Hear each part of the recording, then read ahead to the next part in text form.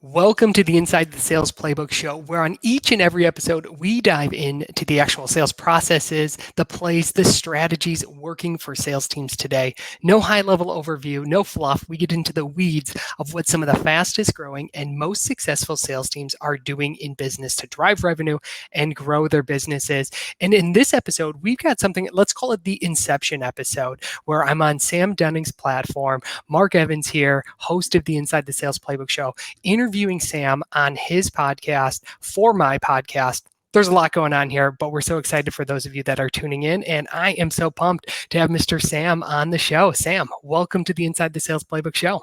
Hey, Mark. Thanks very much. Good to chat again, dude. And excited to have our conversation today. Yeah, I'm thrilled to have you on my show. Sam was kind enough to have me on his back. I want to say it was about a month ago or so, back in December. I felt like we really hit it off. Maybe that's just one-sided on mine. I really had a great time with Sam. Thought we had a great conversation, and I really felt like how Sam is approaching sales, how he is approaching credibility building, rapport building, celebrity, if you will, is really interesting, really exciting, and a lot of really interesting concepts that I think can be applied to sales today. So real quick on Sam, I wrote up a quick little bio. Sam is the co-founder and a really successful digital marketing agency in the UK called WebChoice UK. He's also the first European guest that I've had. So across the pond, Sam, we're excited to have you. Yeah, our pleasure. Well, he's also the host, of the top ranked podcast, Sam's Business Growth Show, and he's had guests on like John Barrows, Jeb Blount, and of course yours truly as well. So, Sam, let's get right into it, man. Excited to have you on here. Cheers, dude. Looking forward to it. Yeah, me too. Well, Sam, I've gotten to know you a little bit. I know you're a really smart guy, just a ton of fun. You build great relationships with people. But of all the things that you could have done, man, why the hell did you even choose sales? How do you even get into this crazy game of sales? It's a long old story, my friend. I'll try and give you the short and snappy version. As I know, I've told it on a few shows now. But in short, I got thrown into it. So if I take down the really, really embarrassing story that I haven't told many people, is back when I was probably 16, 17, maybe 18, I used to love online gaming, namely World of Warcraft. Yeah, I used to be addicted to computer gaming. Thankfully, we've got a kid now, so I haven't got any time to do any of that kind of stuff. Plus, I run a company, plus I run a podcast. So I'm way too busy to do that kind of stuff. I used to love it. I used to love the online gaming. Anyway, my mum's like, Sam, you're gaming way too much. You need to get a job. And basically dragged me around town, making me hand in my CV, my cover letter to a load of shops. And the one shop that took me on was a camera shop called Jessup's. And basically, consumer selling cameras, camera kit, camera equipment to consumers. So that was my first taste. I handed in my CV, had the interview, got the job. And that was my first taste of sales. Unfortunately, I absolutely hated it. So I really did not like dealing with the general public, mainly because they were really rude. And so whenever, the classic sales clerk, you go up to a person, you ask the stupid question, how are you doing or how can I help? And they say, I'm absolutely fine. I don't need your help. Mm-hmm. When we all know now after doing sales for a while, that's probably not the best first question to ask people. But yeah, ended up doing that for a while. Got a bit annoyed because there was no real incentives. So even though we were trying to sell all this equipment, sell all these add-ons like memory cards and insurance plans and all this good stuff, there was no real bonus plan. So it was just like, you can have a base wage, but you need to sell as much as you can. It's like, don't really want to be doing this. And on top of that, we had a manager that was just pushing us so hard with no real rewards. And then one day, my cousin Tom, who's now one of the part owners at WebChoice with me, came along and said, look, Sam, there's a digital marketing company that I'm starting working in, and we actually need a guy to help us with sales and project management. Do you want an interview? I said yes. The next day, had the interview, got the job there and then, and just quit my camera shop job. And there's a lot of back and forths in between. So in years gone by, I've left and come back to WebChoice many times, almost joined the army along the way, worked in a call center for a little while, selling ink cartridges over the phone, which was really good experience of working to targets and that kind of stuff. And then eventually came back to WebChoice and worked my way up to sales manager, and then became part of the owner team. So now work as a sales director. That is pretty awesome. And from looking at the LinkedIn profile of the company, right, you've got, I think, 20 plus employees or so, and seems to be consistently growing. So I'd love to get your perspective on what do you think is really separating the good from great sales driven type of organizations, especially now as we're trying to adapt the sales process. Maybe people have a work from home type of sales force. What do you think is really separating good and poor, sales driven organizations from the really great ones that are thriving right now? From a company perspective, I'd say it's, well, one, having a multi-channel approach. Hmm. So not putting all your eggs in one basket, i.e., if you've got a SDR team, you've got a team of people generating appointments, not solely relying on outbound cold callers to generate your leads and generate your appointments. But yeah, by all means, there's nothing wrong with doing that. But then you need to look at other channels, be that inbound marketing. So be that things like SEO for long-term rankings to get your website on page one of Google, be that paid ads to get that fast traffic to your site to generate leads, be that doing a podcast, be that doing webinars, be that going big on social media. I think the companies that do it best not just invest in all the channels of marketing and of ways to generate sales opportunities, but they really understand where their ideal customers hang out. So in our case, we're selling to mainly businesses. So we understand that they're going to be on LinkedIn, they're going to be Mhm. searching on Google, so they're going to be SEO is worthwhile. They're going to be clicking ads are worthwhile. And then likewise, you can probably reach them on the phone, we can reach them on the email. So they really understand exactly where their customers hang out and invest in those channels to then bring more leads to their team to then be able to grow the sales side of things. That makes sense. Yeah, that makes a lot of sense.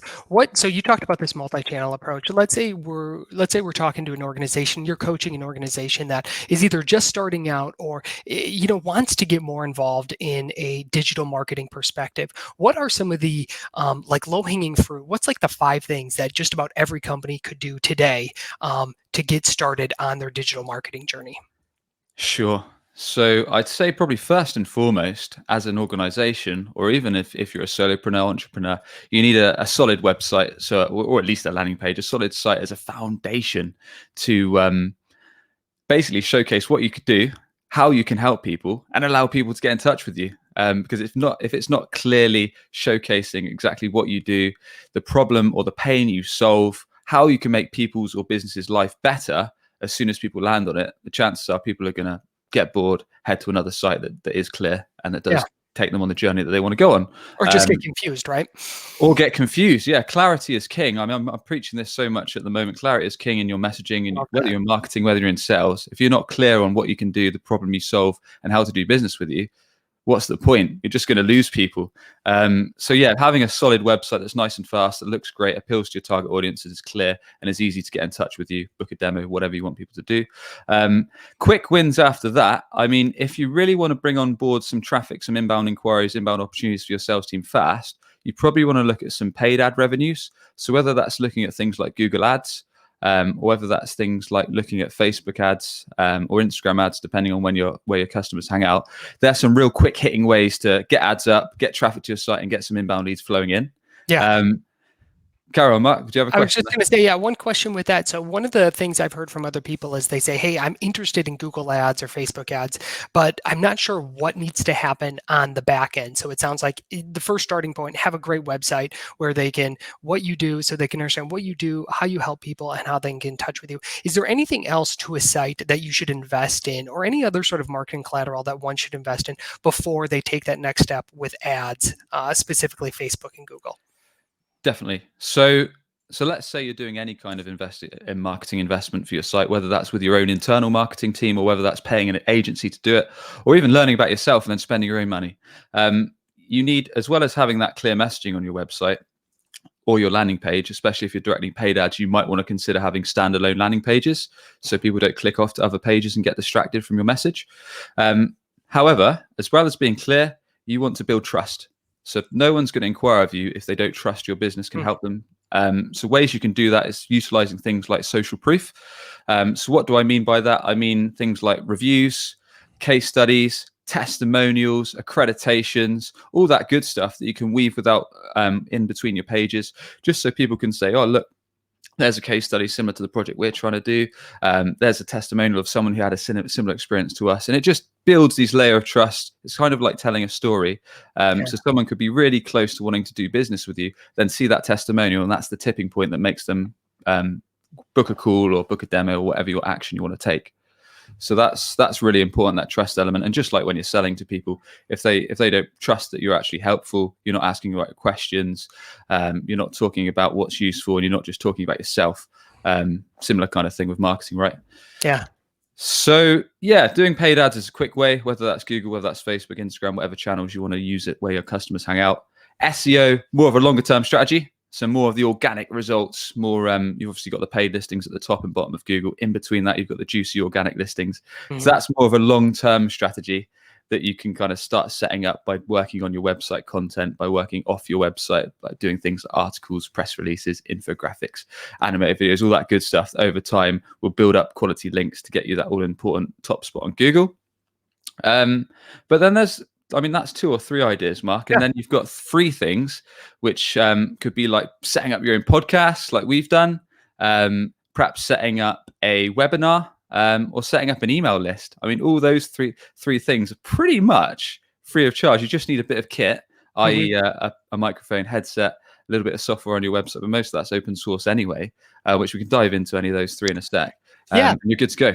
I love that. Yeah, let's talk about the podcast, because I really like how you have used, well, from my perspective, right, it looks like you use the podcast as a way to increase your credibility. But what are some other benefits, and maybe what are some of the other reasons why you're pursuing this strategy versus, right, all the other thousands of other things one could do with digital marketing, especially with the staff and expertise that you all have? Yeah, podcast sort of things. I mean, I started it just over a year ago, and really I never started it as a business kind of thing. I did it more out of my own curiosity and just the fact that I wanted to interview people that I really admired.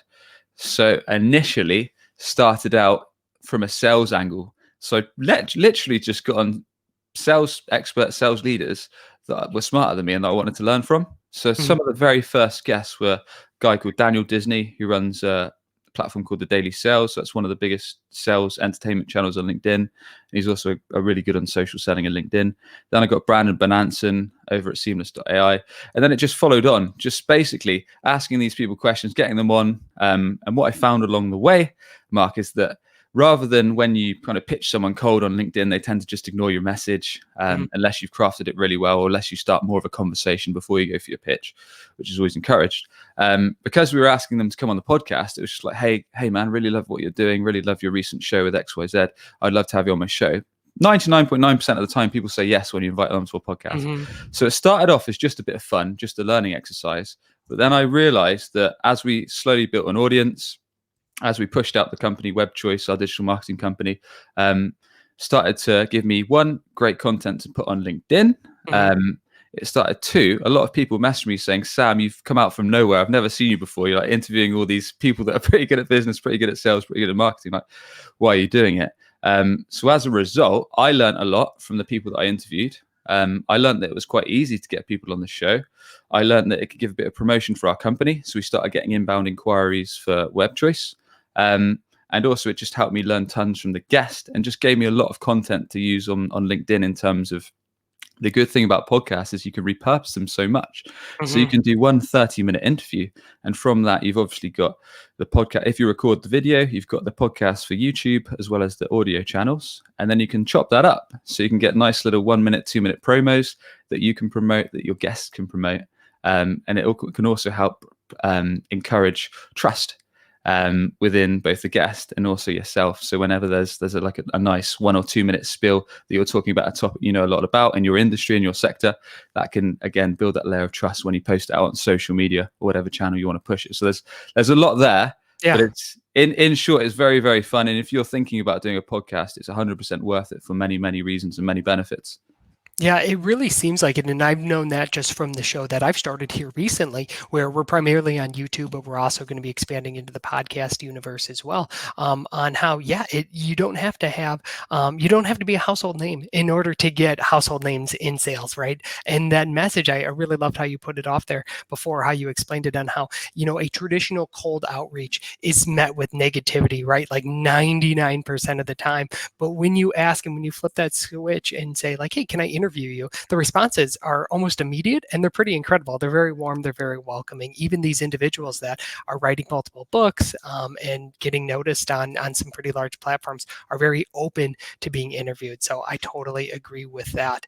Now, Sam, so does business just come as a way of putting out content, or are there any other levers that you're pulling in order to make the podcast a part of the revenue driver at WebChoice?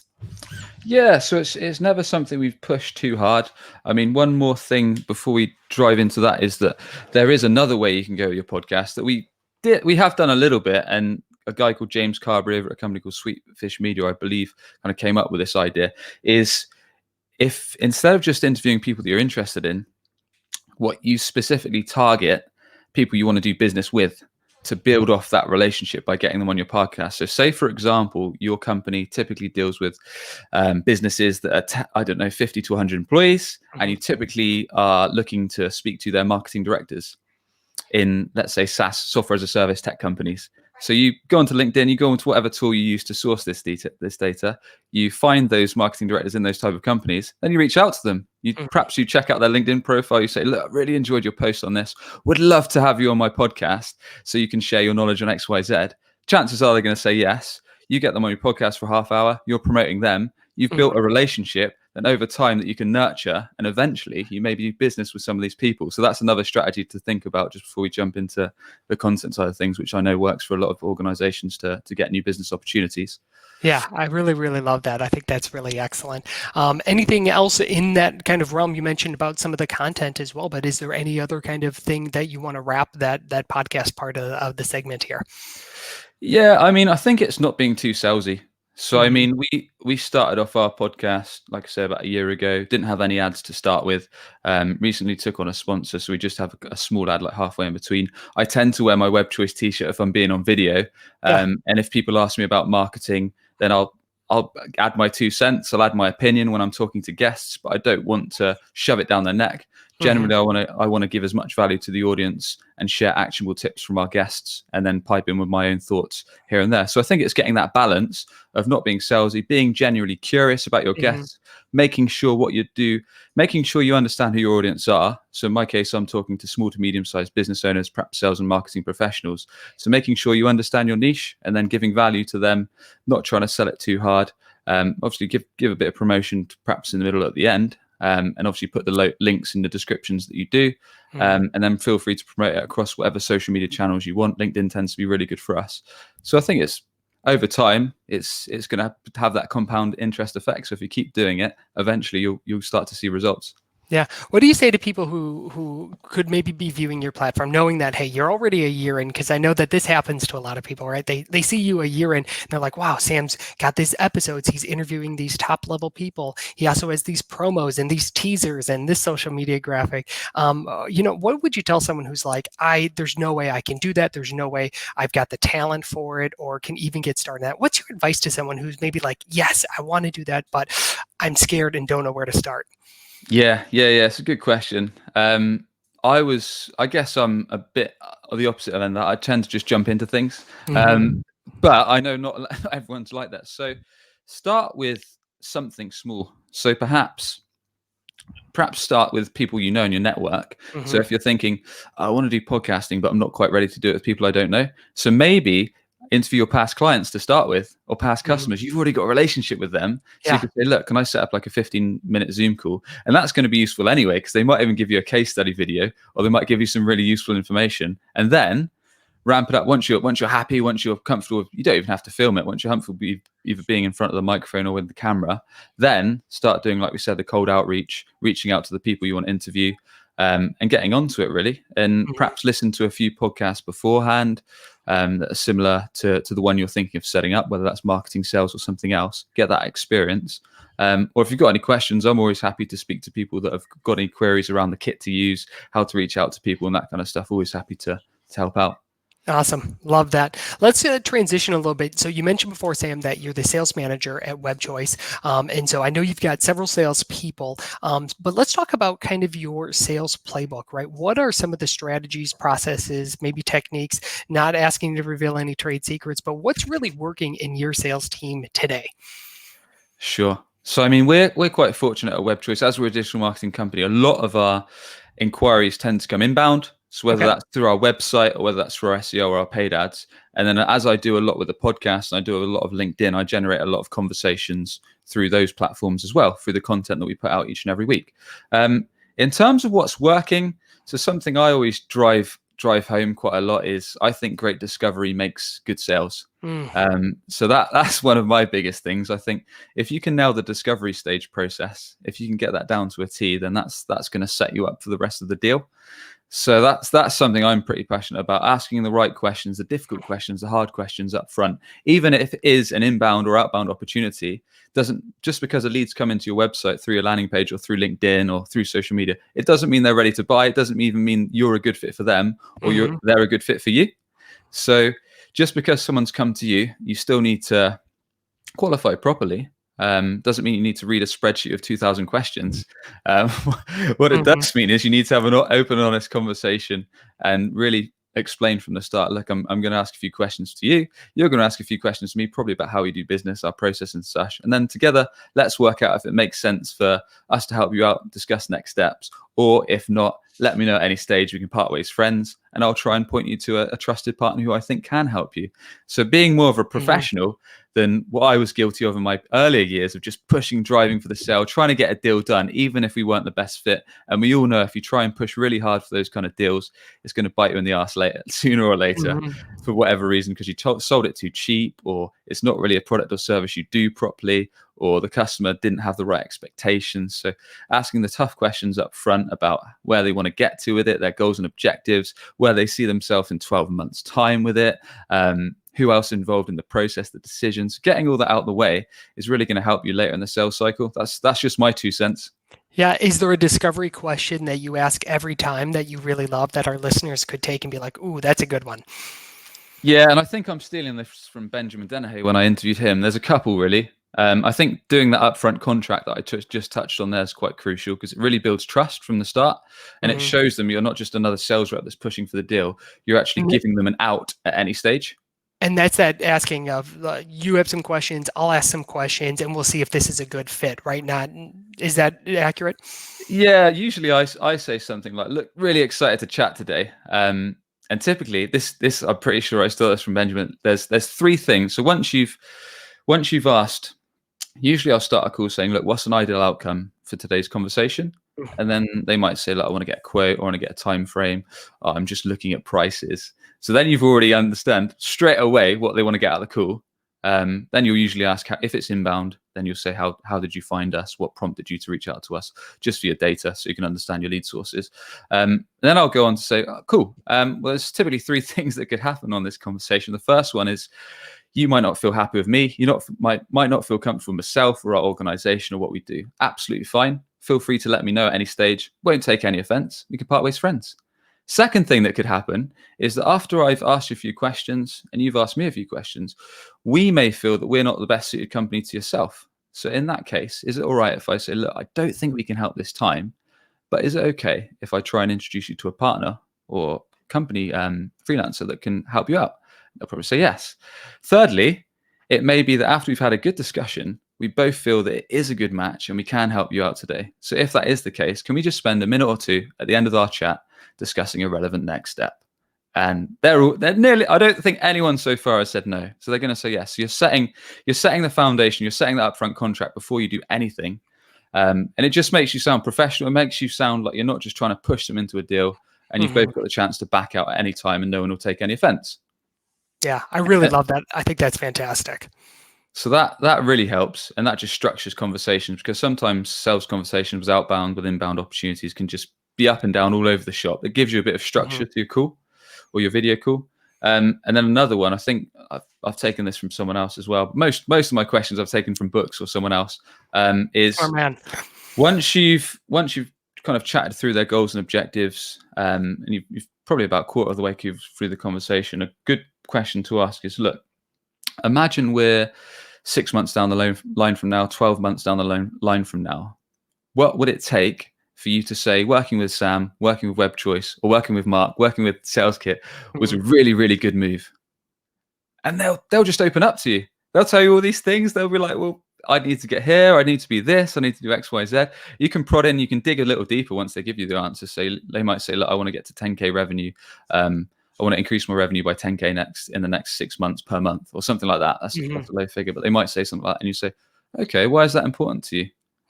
And they'll be like, well, we need to be able to hit this milestone to get our next seed of investment. And you say, okay, what happens if that doesn't happen? Well, we might have to start firing staff. So you're really digging into their pains and their issues. You're going deeper below surface level. So yeah, asking those tough questions is going to give you a lot that you need later along in the sales process when it comes to presenting, putting together proposals and all that good stuff. I absolutely love that. And so many people stop at just that high level. Like, well, what's your goal, right? Well, we want to get to 10,000 revenue. Okay, great. Next question, right? But you're really finding the juice, right? Or you're really finding the core motivation when you ask those follow-along questions. Sam, I think that's not only a great way to tee up a conversation and to really create that rapport of, hey, this isn't like any other conversation as well. But then to just have a very clear and definitive agenda. Here's the, 3 things that could happen. Here's what we're going to talk about at the end. I love that, Sam. And I think just about anybody, whether you're selling a service, a product, a software tool, anybody could really use that and start getting some results. I really love that, Sam. Really recommend it. It just makes things cleaner, gives you both an out at any time. And I think it helps build a little layer of trust as well, especially if you're selling over the phone without video. Yeah, I would totally agree with that. Well, Sam, I think that's a great point. I want to pivot and close out with our final 5. So these are 5 rapid fire questions that I'll be asking and you answer. Are you ready? Let's do it. Awesome. Here we go. Let's start with your favorite sales-related movie. Oh, that's tough. Everybody. I really like Boiler Room. I do like Boiler Room. Classic. Favorite sales book. You Can't Teach a Kid to Ride a Bike at a Seminar by Sandler. Love that one. Very good. Love that one. Question number 3. What do you know now that you wish you would have known when you first got into sales? And that can either be at the camera shop or at WebChoice. What do I wish? Not every sale is a good sale. Hard-won lesson there. Favorite purchase can be either business or personal of 2020 under $100. Under $100. Ooh. Trying to remember what I bought. I did not buy that much. I guess one of the mics. This mic was a bit more, but last year's mic was under $100, I think. We'll go with it. And do you have a favorite follow or executive or anybody on social media that you're following, either business or personal, that you really recommend? Too many, especially on LinkedIn nonstop. Let's just pick Will Barron for now, just because I love his podcast, and I know you've been on there as well, Mark. He's great. The Salesman podcast. Guy. You need to listen to that. Yeah, highly recommend that one. Highly recommend that. Sam, if our listeners want to connect with you, where can they do so? Yeah, sure. So I'd love for you to connect with me on LinkedIn. Just say you saw me on Mark's show. So it's Sam Dunning, Dunning is my surname. Please do check out Business Growth Show. Wherever you get your podcasts, we interview business leaders each and every week to provide actionable tips on marketing, sales, and to grow your business. And finally, if you're tired of hunting for clients and you're frustrated your website isn't generating a consistent volume of inbound opportunities, leads, and sales, give us a shout, webchoiceuk.com. Awesome. Sam, this was a blast, as always, as our conversations always are. That's Mr. Sam Dunning with WebChoice UK. Sam, thank you so much for taking us inside your sales playbook. Cheers, dude. Good to chat, Mark. Take care. Thanks, Sam.